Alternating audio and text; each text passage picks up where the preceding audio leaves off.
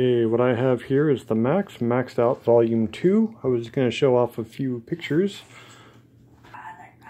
And I will just briefly say that none of the artwork in here looks familiar. That is to say, none of it is in the cartoon. I had originally, oh, that's my son playing the tub over there.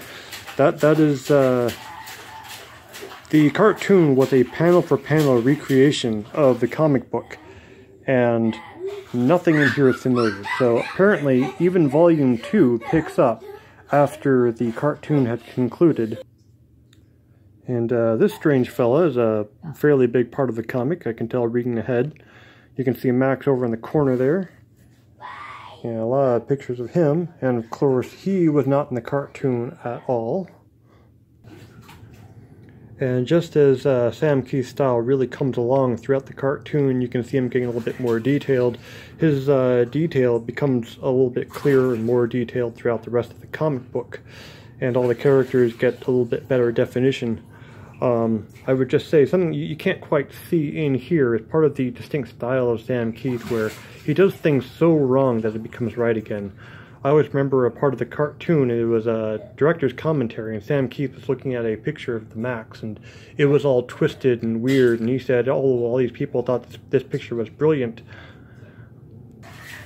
But that all it was that his favorite pen had died, and he ran out of blue, so he just added a bunch of yellows and twisted the colors up, and everyone thought it was brilliant. So yeah, I mean, if you cut enough corners, people will eventually call you a genius. This guy comes up a lot. Not quite sure what he is yet.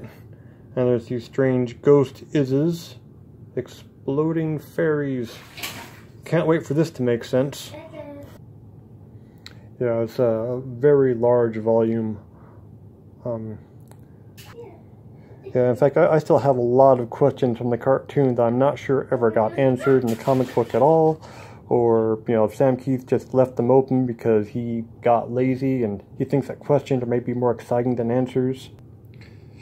I'm fairly certain that some of the problem is just the way that Image Comics were licensed. So there were all these artists that were coming out of Marvel, and they were all upset that they didn't get to keep their property. So they rewrote their contracts to make extra sure that everyone owned their own stuff.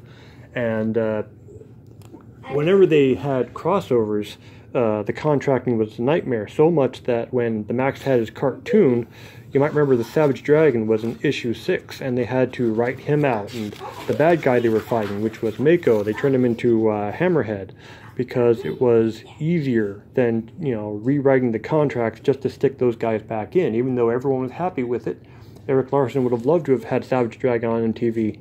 But, you know, their licensing was just so awful. So if the first time that Julie goes into the Outback is maybe in Cyberforce or who are those guys, the Youngbloods, you know, they're not going to be able to put that in this volume, even if Linefield is okay with it, just because the contracts were such a nightmare. Oh yeah, this is a huge volume here. It's going to take me a while to get through it. Really exciting. On Amazon right now, this is $20 per volume, and there's 3 volumes to get the entire series. I'm definitely going to get all of them. I would have gotten it months ago, but I thought there might be a better deal at the convention, at the comic convention. There wasn't, so I'm getting them now. I hope this was fun for someone out there. Good night, Carcosians.